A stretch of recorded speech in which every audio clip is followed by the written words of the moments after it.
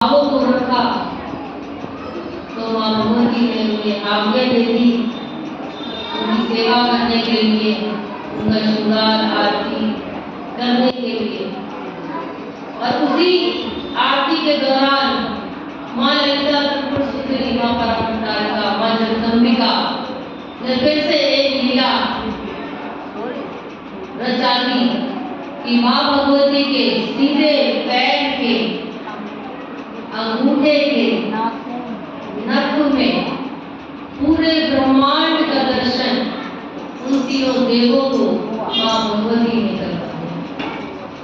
बोलो सच्चे दरबार की जय, राधा माई की जय, राधाजी रानी की जय।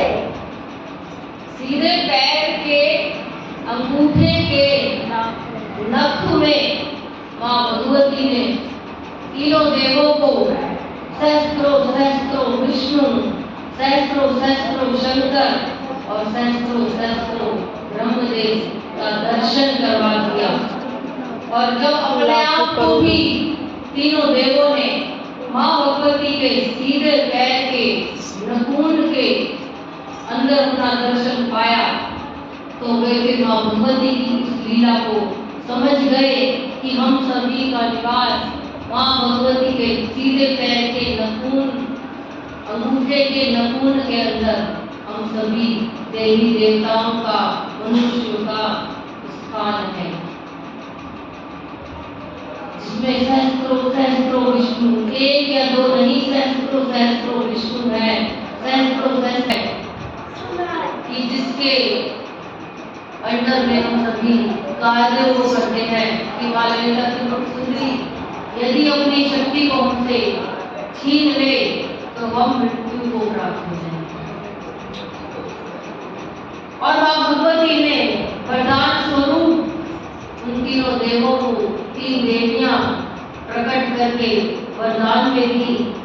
और तीनों देवों ने माँ भगवती से प्रश्न पूछा कि हे माँ जगदम्बिके, ये कैसी लीला आप हमें दिखा रही हो कि सहस्त्रों सहस्त्रों विष्णु है इस संसार में, सहस्त्रों सहस्त्रों महादेव है, सहस्त्रों सहस्त्रों ब्रह्मदेव है, तो फिर हमारा स्थान कहाँ पर है?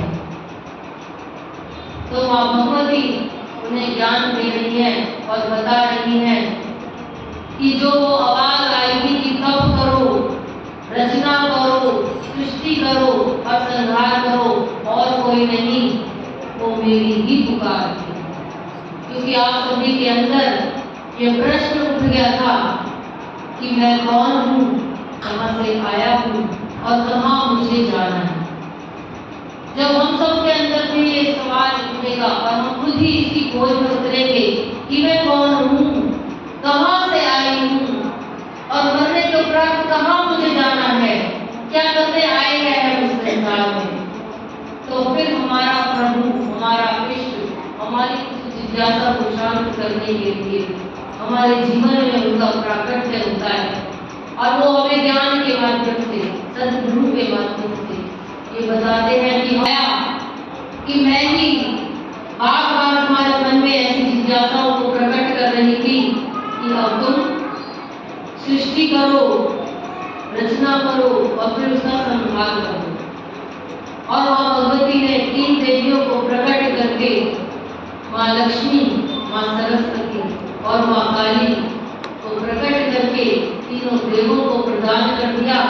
कहा कि इन शक्तियों के साथ तुम इस सृष्टि की रचना करो और तुम पालन करो, और फिर तुम क्या शक्ति के देवता भी अधूरे हैं। भगवान विष्णु, माँ लक्ष्मी की शक्ति के बिना अधूरे हैं। भगवान विष्णु का पूजन करेंगे तो लक्ष्मी माँ अपने आप आएंगे। इसीलिए वृंदावन में कृष्ण नाम बाकी बिहारी का नाम कम लिया जाता है और इसका नाम लिया जाता है राधे राधे। क्योंकि कृष्ण राधा की शक्ति के बिना अधूरे हैं। ऐसे ही भगवान ब्रह्मदेव को सरस्वती माँ की बदलाव हम अपने आसपास देखते हैं। अभी यहाँ बैठे थोड़ी देर बाद अपने घर पे, तो ऐसे जिसका जन्म विभाजन होगा जरूर होगा। तो माँ भगवती ने ये शंकर भगवान के हाथ में दे दी जो कि जिसका जन्म हुआ है वो बड़ा होगा, वो बुढ़ा होगा, फिर वो मृत्यु को प्राप्त होगा और फिर मृत्यु के बाद भी जो उसकी यात्रा होगी वो भगवान शंकर के हाथों देगी, माँ काली के माध्यम से। क्योंकि यदि हमारे शरीर में भी अगर शक्ति ना हो तो हम अपने आंखों से देख नहीं सकते, हम चल नहीं सकते, सुन नहीं सकते, बोल नहीं सकते, हमारा दिल धड़क नहीं सकता। एक शक्ति है हमारे अंदर जो निरंतर निरंतर बस बह रही है, जिसके अनुसार हम दिन के रोज कार्य करते हैं।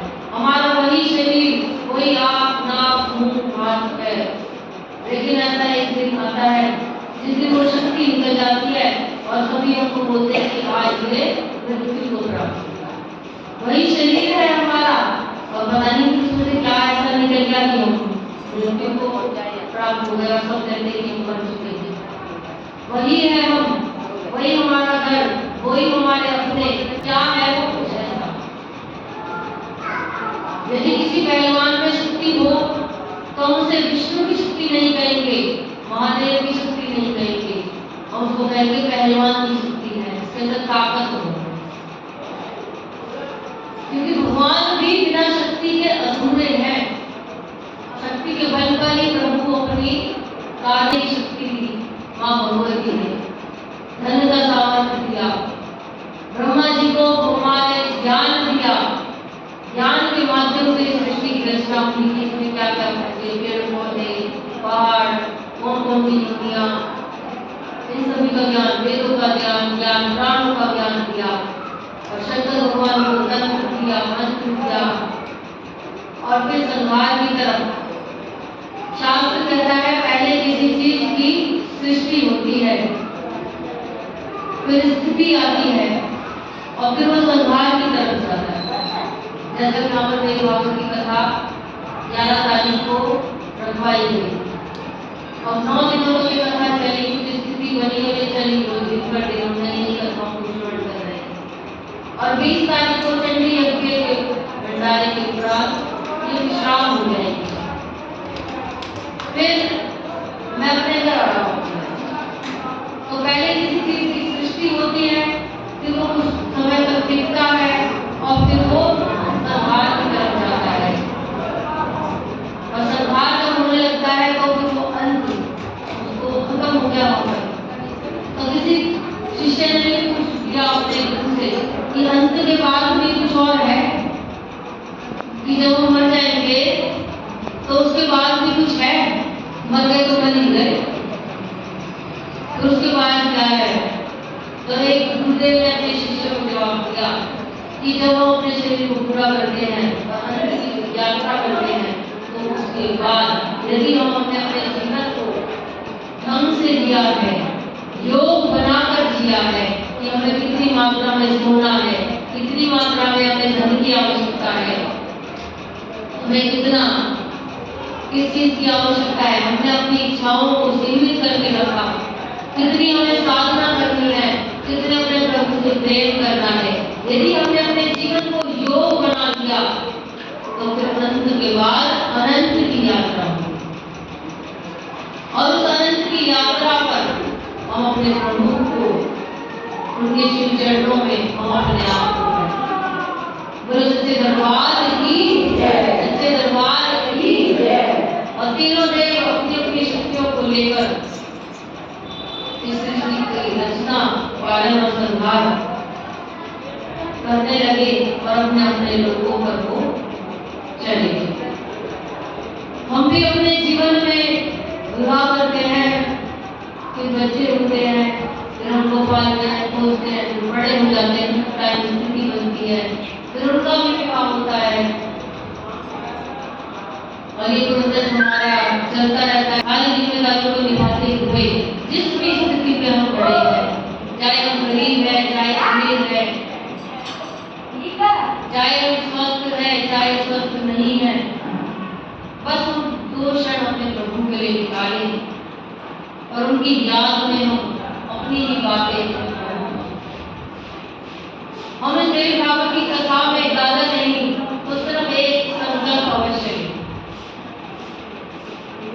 कि हम आज से माँ भगवती या अपने प्रभु जिसको भी हम मानते हैं हमारे घरों में जो भी भगवान बैठे हैं,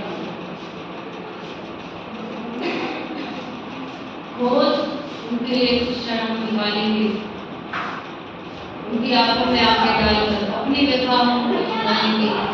कुछ भी नहीं बन पड़ता तो 5 मिनट ही सही हो, मैं अपने आसन बिछाकर और माँ भगवती के सामने बैठकर उनसे बातें तो हम कर सकते हैं। तो संकल्प ले कि हम आज जीवन जब तक हमारा जीवन है हम अपने प्रभु के सामने बैठकर उनकी आंखों में आंखें डालकर दो बड़ी बातें अवश्य सुनें, उनको तो भजन हम अवश्य सुनाएं। फिर देखिए कैसे हमारे जीवन में परिवर्तन नहीं होता। ज्यादा नियुक्त नहीं हो पाता तो केवल एक शास्त्र कहता है कि एक नियम के बल पर ही प्रभु अपना स्थान छोड़कर हमारे घरों तक चल कर आना, सिर्फ एक, 2 या 4 नहीं, सिर्फ एक।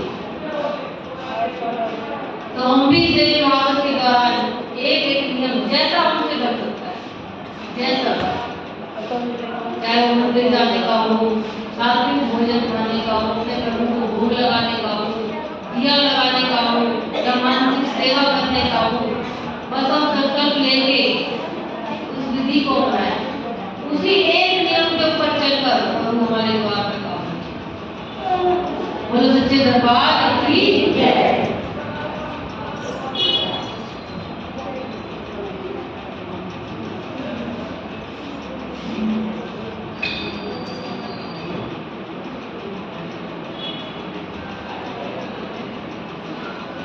आइए उसके आगे की कथा में प्रवेश करें।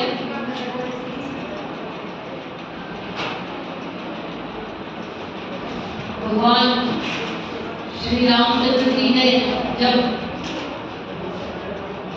सीता मैया का हरण हो गया था, वहां पे देवी भागवत के अंदर उस कथा का चरित्र आता है कि जब सीता मैया का हरण हो गया था और भगवान श्री रामचंद्र से कैसे रावण से युद्ध को जीतूं, तो उन्होंने भगवान शंकर की उपासना की। भगवान शंकर ने प्रकट होकर उन्हें समझाया कि अब आप माँ दुर्गा की उपासना करके, माँ भगवती के नवरात्र के व्रत को करके और माँ भगवती आपकी साधना उपासना से प्रसन्न होकर आपको शक्ति देगी जिसके माध्यम से आप इस युद्ध को जीत पाए। बिना शक्ति के युद्ध जीता नहीं जा सकता। और भगवान श्री राम ने नवरात्र के व्रत को रखा और हम सभी जानते हैं भगवान श्री राम ने वानर सेना के साथ मिलकर रावण का वध किया, सीता मैया को अपने साथ मिल गए और हजारों वर्षों तक अयोध्या में राज्य किया। तो उसी युग में एक राजा हुए और उन राजा का विवाह काशी के एक राजा से जिसकी पुत्री का नाम शशिकला था। सुदर्शन राजा का विवाह शशिकला के साथ संपन्न हुआ और उन्होंने भी काशी में सबसे पहले माँ भगवती का वामभोग बीज मंत्र के माध्यम से साधना उपासना की और उन्होंने भी सबसे पहले इस दुनिया में धराधाम पर माँ भगवती माँ दुर्गा की स्थापना करवाई और उन्होंने ही सबसे पहले नवरात्र के व्रत को काशी में करवाया। और तो से ही नवरात्र के जो व्रत है, दुर्गा माँ की उपासना है, साधना पूजा नवरात्रों में जो हम करते हैं वो तब से ही प्रचलन में चली आ रही। काशी के नरेश सुदर्शन राजा ने अपने पत्नी शशिकला के साथ मिलकर वहाँ पर दुर्गा मैया की प्राण प्रतिष्ठा करवाई। और शास्त्र में बताते हैं कि 4 तरीके के नवरात्र होते हैं, 2 मुक्त और 2 प्रकट। अश्विन मास में और माघ मास में गुप्त नवरात्रि आते हैं और चैत्र में और फिर कुआर में प्रकट नवरात्र आता है। जैसे प्रकट नवरात्रि तो हम सभी करते हैं, घर स्थापना करते हैं, जौ बोलते हैं, दिया लगाते हैं, माँ भगवती का श्रृंगार करते हैं। और गुप्त नवरात्रि उनके लिए है जो गुप्त साधनाएं करते हैं। हम भी कर सकते हैं, ऐसा कुछ नहीं कि हम नहीं कर सकते, हम कर सकते हैं, पर हम उसमें जो पूजा पाठ करें उसको गुप्त करें।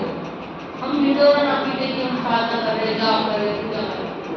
और यदि हम दीक्षित हैं अपने गुरु से, तो हम उन गुप्त नवरात्रों में माँ भगवती के सामने संकल्प लेकर कि माँ, मैं जैसे हंडेल में जल लेकर माँ भगवती के सामने बोले कि माँ, मैं गुप्त नवरात्रों में इस मंत्र का डेली 2 माला जाप करूंगी, 11 माला जाप करूंगी और जल को डालूंगी।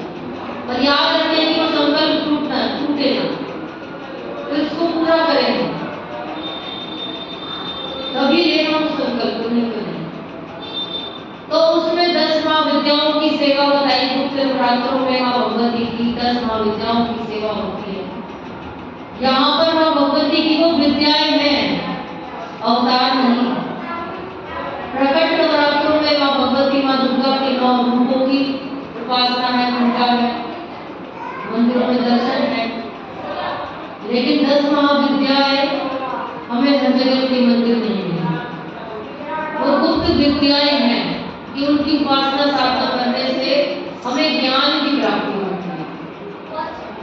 वो गुप्त ज्ञान की प्राप्ति हमें गुप्त नवरात्रों में होती है। हम जरूर उसमें जो भी हमसे बन पड़े उस मंत्र का जाप कर सकते हैं, अपने गुरु से विधि विधान पूछकर कर सकते हैं।